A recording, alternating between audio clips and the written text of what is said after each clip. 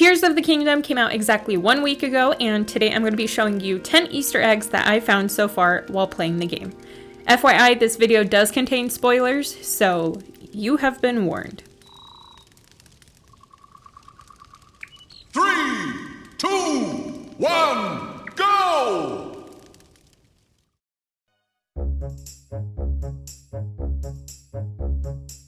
In one of the memories, Ganondorf goes to Hyrule Castle to form an alliance with King Rauru. In the scene, Ganondorf is kneeling similar to the scene in Ocarina of Time when we first learn about Ganondorf. Ironically, in both scenes they are pledging a false alliance to their kings, only for them to later execute a plot to take over the kingdom.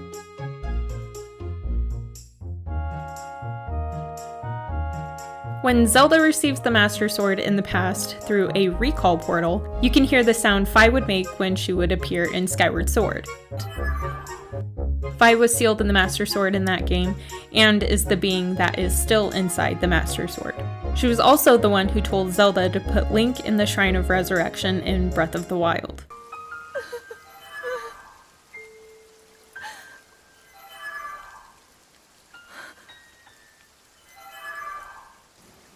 Take Link to the Shrine of Resurrection. If you don't get him there immediately, we are going to lose him forever.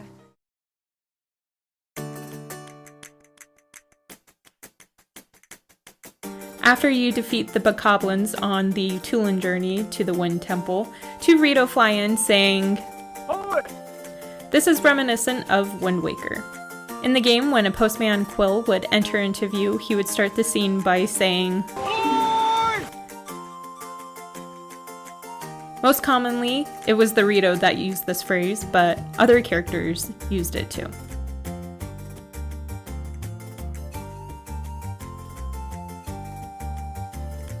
Rauru, the first king of Hyrule, could have some correlation to the same Rauru from Ocarina of Time.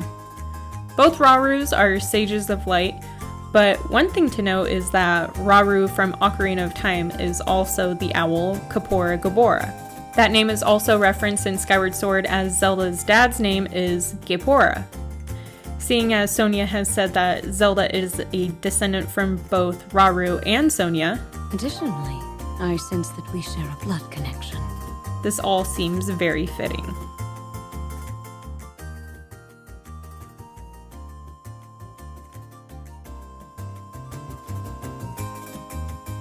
The Gloom Hands you see in Tears of the Kingdom are actually references to Four Masters. In traditional Zelda games, they would usually appear in dungeons and force you to have a reset, and sometimes they would take away objects you had to carry through a dungeon, or just throw you back to the entrance of the dungeon. In Tears of the Kingdom, they appear out in the wild, and when they grab you, they just try to kill you, which is essentially a reset to your last save.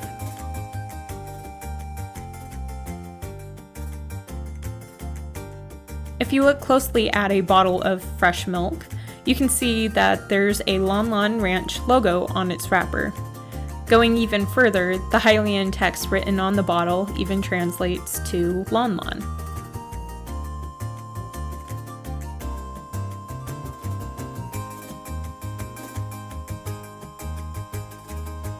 During the Serenade to a Great Fairy side quest at Woodland Stable, when you take Mastro and the violinist to the Great Fairy nearby, they'll play a quick song for the Great Fairy. At the end of the song, Mastro jumps up in the air and says the iconic Mario Yahoo! Yahoo!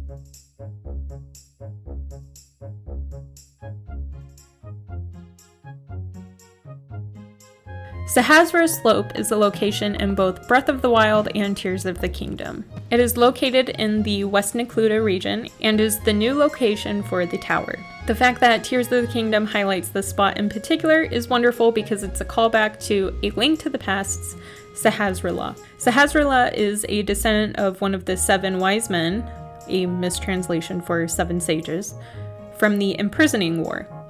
He has mystical abilities such as a telepathic power, just like Zelda from A Link to the Past.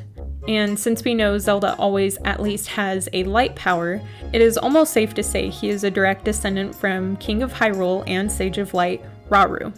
I see. I also like to think that the cave below is a reference to his hideout from A Link to the Past.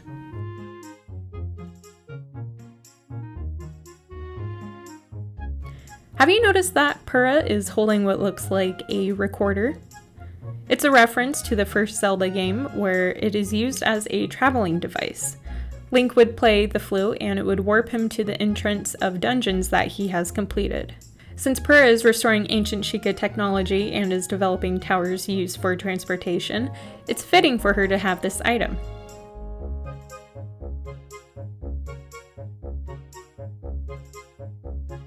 Upon completing all 152 shrines, Rauru will tell you to go to the Temple of Time on the Great Sky Island. There you will receive the Ancient Hero Aspect armor.